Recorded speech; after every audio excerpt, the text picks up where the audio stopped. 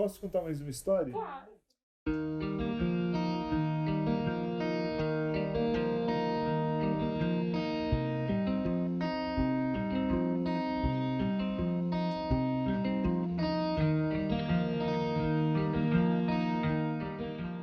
avô, quando eu tinha nascido, tem uma tradição de pegar o umbigo e colocar perto de uma ferramenta, perto de alguma coisa que a pessoa vai se interessar por aquilo.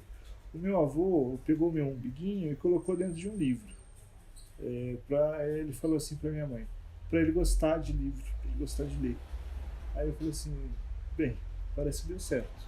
O meu avô era um grande leitor, hoje ele está com 90 e poucos anos, já não lê tanto, mas ele era um grande leitor e era ótimo. Ele insistia para eu largar os gibis e começar a ler livro e tal. Que aí ele me emprestou os Agatha Christie e tal, e assim o mundo de repente se abriu, assim. Eu jamais pensei em ser livreiro. Nunca pensei em trabalhar vendendo livros. Eu sempre fui um comprador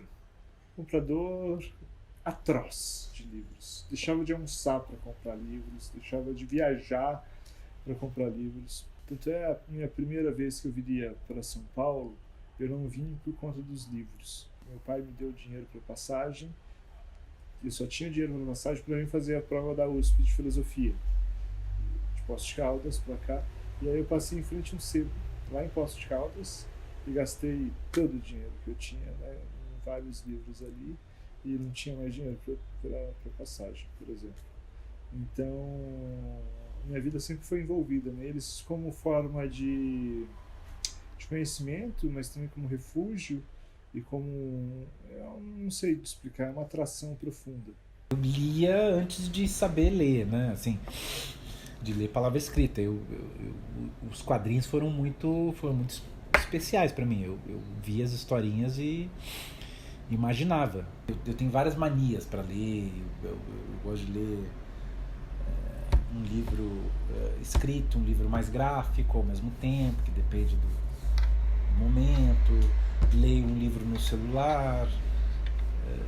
Tenho sempre um livro de poesia também, que eu deixo no banheiro. Enfim, tem várias metodologias assim, que eu faço. Eu, quando pegava um livro, nessa época, hoje não sou mais tanto assim, eu pegava um livro e lia do início ao fim. Eu gostava de começar por aqui, pela capa, pela orelha, e aí eu me demorava algumas horas, algum tempo na verdade, lendo a ficha catalográfica, que eu achava muito bonita, e depois eu lia o sumário, muito bem lido, de uma maneira bastante preciosa, e lia as apresentações, lia a introdução, quer dizer, é muito para texto, né? Para finalmente chegar à história, ou aquilo que efetivamente, olha, esse livro aqui, Heroínas desta História. Muito interessante, inclusive. Quero ler esse livro, não li ainda.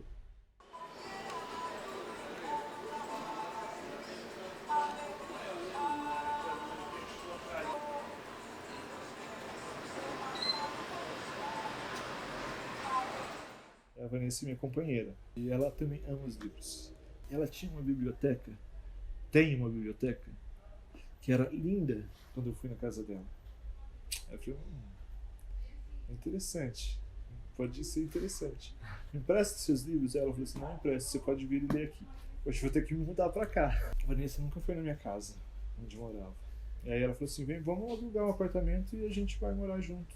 Tá bom, ela alugou, que é o apartamento aqui em frente, e ela falou assim, tá bom, traz as suas coisas. Aí eu trouxe. Eu tinha uns 2.000 livros nessa época.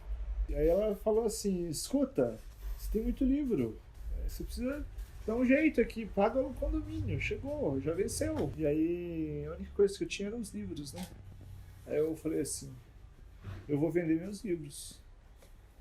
Aí eu peguei uma fatídica segunda-feira, depois de um final de semana um pouco chato, porque eu não tinha dinheiro pra nada.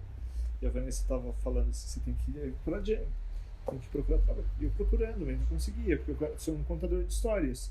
Quando eu chegava para fazer uma entrevista, contava histórias e a pessoa ficava horas conversando, mas não me dava um emprego, não sei porquê.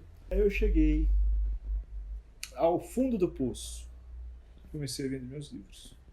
Aí eu peguei uma banquinha, fui comprar a banquinha, pedi dinheiro emprestado, fui lá na 25, comprei uma banquinha bonitinha, fiz uma curadoria maravilhosa, coloquei na malinha e fui para frente do Mackenzie. Cheguei lá, coloquei lá, o livro bom, eu contava a história, vendi o primeiro. Em seguida, apareceu um cara de carro, e falou assim: eu tô indo dar esses livros pro sebo. Você não quer? Claro que quero. E eu que saí de casa com livros para vender, para ficar com menos livros, cheguei e falei assim para Vanessa: meu amor, agora eu trabalho com isso. Isso aqui é mercadoria, preciso vender. Por isso que eu trouxe. Eu e a Cecília Arbolave, que é minha sócia, esposa, cúmplice, parceira de crime, a gente publicou um livro em 2006 chamado Curitibocas, Diálogos Urbanos. O Curitibocas foi muito bacana de escrever, de apurar e tudo, mas foi muito difícil de publicar. E aí a gente ficou com uma semente lá. Isso a gente em 2006, tá? A gente tinha 2006, 2007, 21, 22 anos. A gente publicou um livro que não tinha nada a ver com a faculdade, assim, uma coisa por vontade minha e da Cecília, lá em Curitiba. Isso foi absurdamente complicado de publicar e a ideia era boa. Tanto que era boa que a primeira edição esgotou, assim. Então, fazia sentido para a cidade, sabe? Mas ficou um pouco de um sabor de, puxa, um dia vamos ter a nossa própria editora. E aí, assim começou a Lote 42 em dezembro de 2012. Estamos a ponto de completar 10 anos de estrada. E quantos livros já tem publicado? Você sabe mais ou menos? Sei, 49. Aí eu vou lá para 9 de julho no número 40, conjunto 17G. Conjunto comercial. Eu faço o sebo ponta de lança lá primeiro. Eu procuro um espaço para os clubes de leitura que eu faço.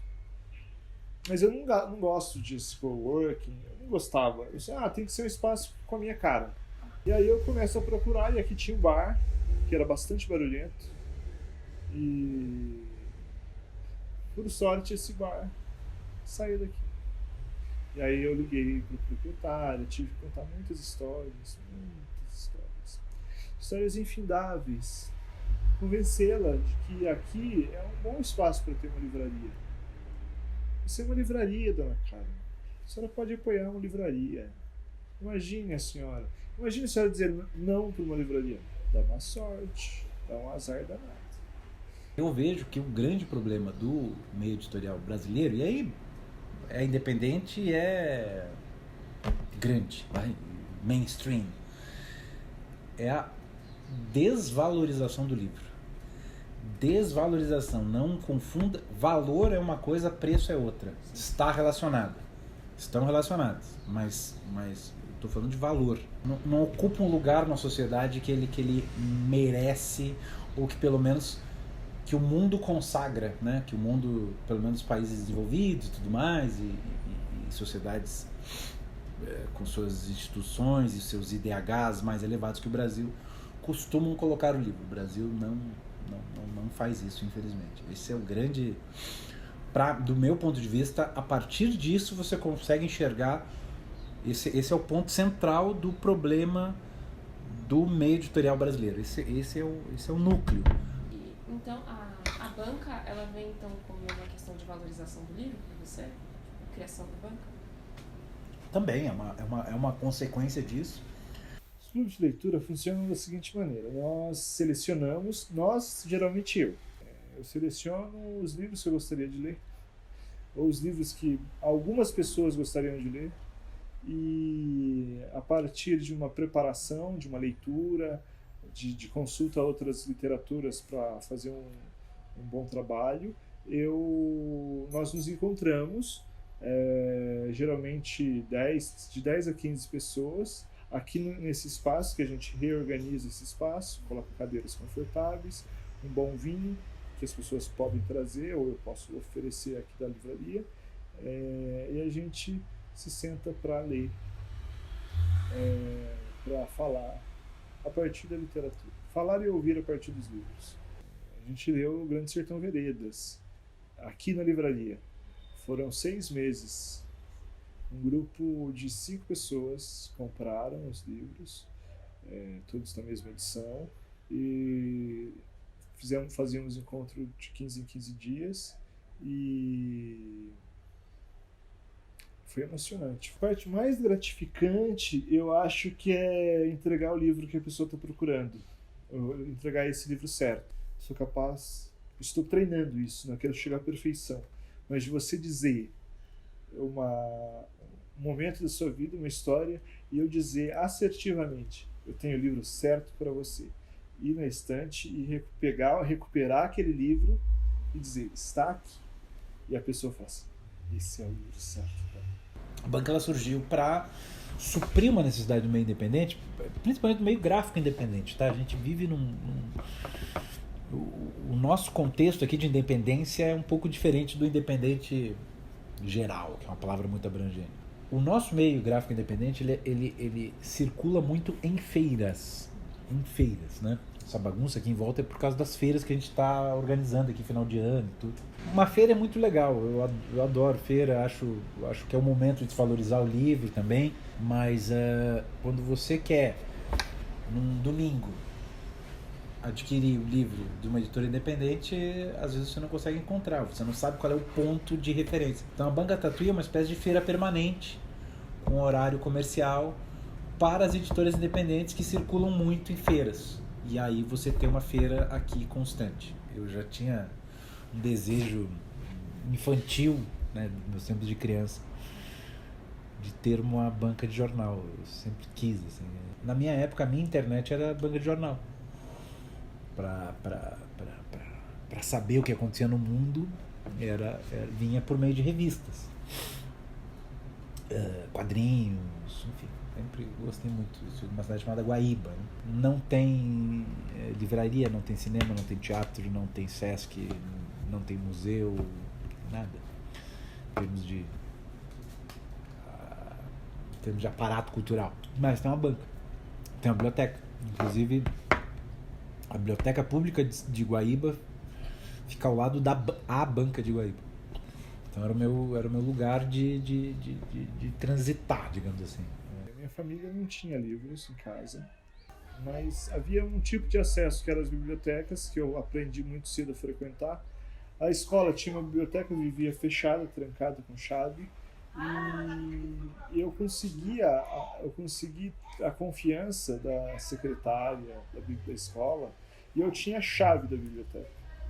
Então eu ia lá na biblioteca, ficava lendo Barça, lendo os livros paradidáticos, me deliciando naquele mundo.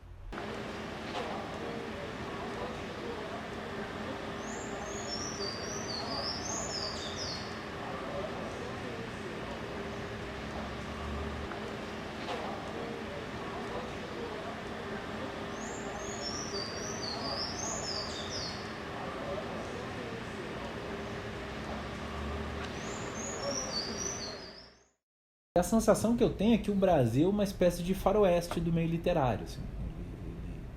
Uma terra selvagem, as instituições são muito fracas. Ele pensa no faroeste também, né? Se a gente pensar numa historinha de cowboy, não sei se essa metáfora vai sustentar até o final. Vamos ver se eu acabei de dar um pulo aqui. Vamos ver se vai. Mas pensa nas histórias de cowboy, tem muito ouro também, né? Tem muita coisa. E o Brasil tem esse contexto muito bom, na verdade, comparado com outros países. O Brasil é produtor de papel. O Brasil não tem burocracia para se publicar livro. Tem muito país que tem. Você veja, acabou não, né? Estamos ainda nos estertores de um governo que fez vários acenos ao militarismo, ao controle de certas coisas, mas não tocou no livro, né? Ele acenou com a possibilidade de tirar a isenção de imposto, mas viu que era uma batalha muito, muito difícil, né? E foi mais um gesto da chamada guerra cultural do que qualquer outra coisa, né? Até porque o mercado do livro no Brasil ele é muito ele é muito pequeno. O mercado livre no Brasil ele